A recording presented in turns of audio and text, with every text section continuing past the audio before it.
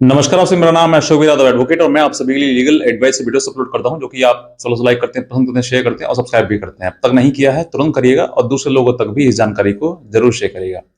देखिए, एक सवाल हमारे सामने आया जो कि मैंने आपको थंबनेल में बताया है कि सर मैं अपनी पत्नी को छोड़ना चाहता हूं, तो मेरे खिलाफ क्या-क्या हो सकता है?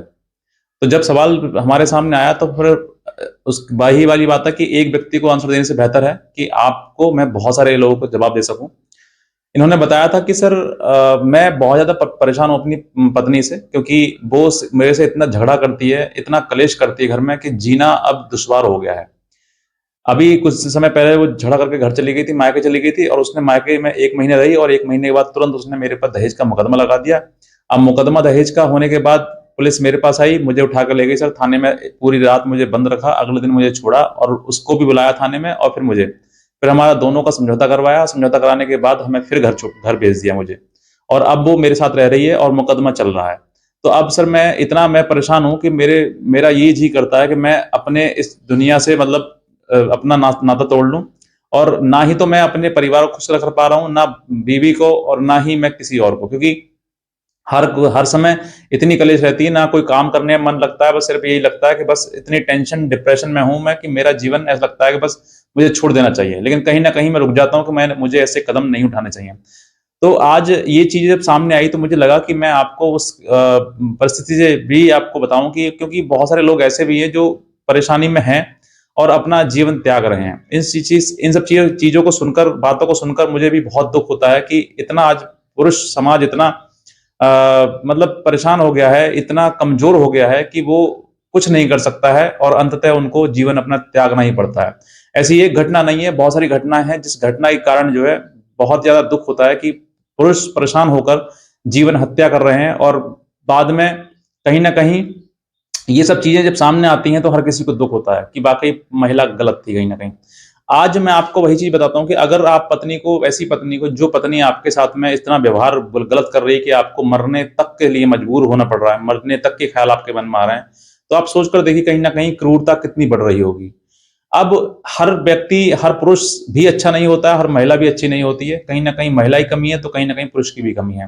पुरुष बहुत कम परसेंटेज हो सकती है, लेकिन महिलाओं की ज़्यादा परसेंटेज हो रही है आज के टाइम में, क्योंकि एक तो उनको कानूनी अधिकार मिल रहे हैं, उनको कुछ भी अगर तुम कहोगे और 100 नंबर पर भी तुम्हें उसने फ़ोन मिला दिया, तो बस पुलिस तुम्हें आकर कहेगी और तुम्हें आके तुम्हारी कोई आगे बेइज़्ज़त करेगी और तुम्हें आके डाँट, फटकार जो भी लगाएगी वो तुम्हें ही लगाएगी, लेकिन महिला को कुछ नहीं कहा जाएगा। ये बढ़ावा है एक प्रकार से कानूनी रूप से कि महिला को कुछ नहीं कहा जाता और पुरुष को बेइज्जत किया जाता है, लज्जित किया जाता है उसके लिए और उसको गाली-गलौच और अभद्र व्यवहार भी उसके साथ में किया जाता है। हर पुरुष नहीं सहन कर पाता ये चीज़ें, जिसने आज तक जीवन में कभी कोर्ट कचहरी या थाना नहीं देखा, वो व्यक्ति जो है वो इस तरीके की मानसिक प्रताड़ना से झेलता है और बाद में अंततः वो क्या करता है कि बस ये सोचता है कि जीवन त्याग दूँ। लेकिन जीवन त्यागना समाधान नहीं है, जीवन को जीना समाधान है। अगर ऐसी समस्या आपके सामने है, तो उस समस्या को लड़ने का कुछ प्रयास करिए और बहुत ज़्यादा दिक्कतें जीवन में आ रही है, तो उसको अपने जीवन से हटाने के प्रयास करिए। अगर आप उसके साथ जीवन नहीं जी सकते हो, मैं ये बात दोनों के लिए कह रहा हूँ क्योंकि आज मेरे सामने जब चीज़ें ऐसी ऐसी आई, तो मन मेरा किया कि मैं आपको सब कुछ बताऊँ, क्योंकि जब पुरुष परेशान है, तो कहीं न कहीं वो घर, जिस घर में वो रहते हैं या उसका परिवार रहता है, तो वो भी परेशान होगा कहीं न कहीं।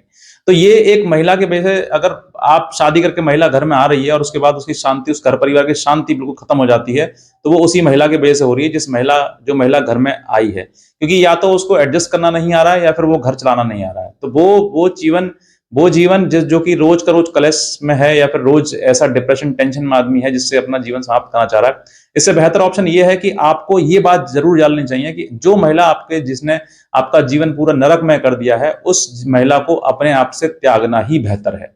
फिर कंडीशन कुछ भी हो, चाहे फिर उसका जो भुगतान है आपको कुछ भी करना पड़े, लेकिन इस तरीके की अगर कंडीशन आपके सामने है, तो उस महिला को आपको घर में रहने नहीं रह सकते हैं आप, तो मत रहिएगा, लेकिन जीवन को खत्म मत करिएगा। जीवन बहुत अनमोल है, ऐसी अनमोल है कि आपको आपके जाने के बाद समझ कर देखिए कि आपके परिवार वालों पर क्या बीतेगी। वो पीड़ा, जो पीड़ा आपने सहन करी है या झेल रहे हैं ना, उससे कई गुना पीड़ा आपके परिवार वाले, आपके माता-पिता, भाई-बहन बिलक-बिलक के, रो-रो के, सर पीट-पीट के दम तोड़ देंगे।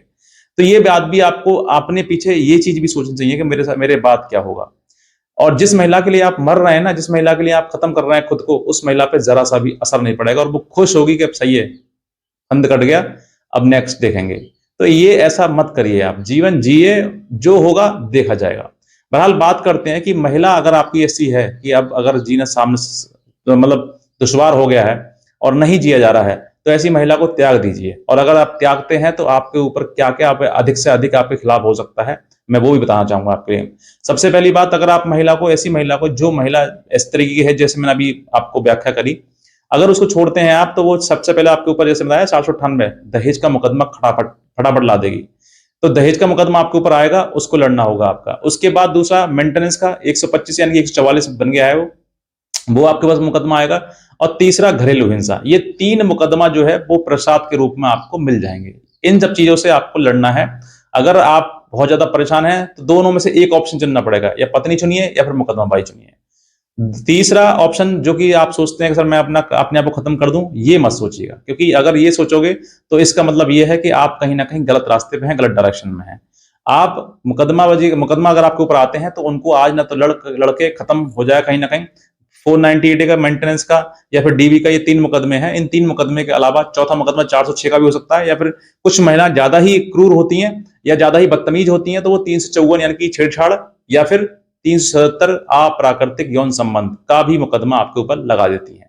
तो इससे आपको डरना नहीं है। अगर ये चीजें सामने आ रही हैं और ये सच ये उसने मुकदमे लगा रखे हैं, तो ये आज ना तो कल समय आने पर सब समाप्त हो जाएंगे।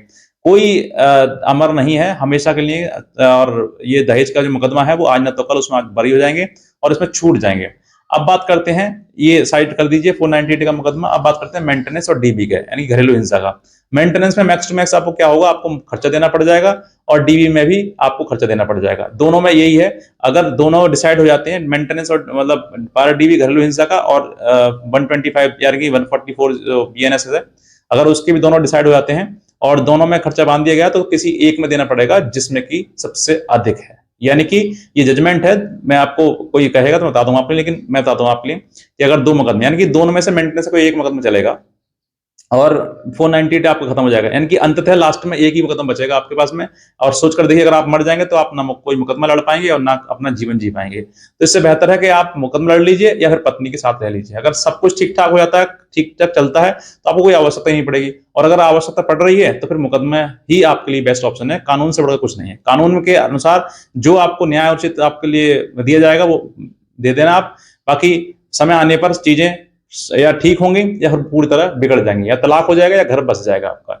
दोनों में से कोई एक ही होना है। अब क्या होगा आप कमेंट सेक्शन में बता सकते हैं। और भी कोई अगर आप हमसे लीगल हेल्प अगर हमें चाहते हैं तो हमारे दिए हुए नंबर पर हमें संपर्क कर सकते हैं, हमारी लीगल हेल्प ले सकते हैं। आज का वीडियो देखना आपसे बहुत धन्यवाद।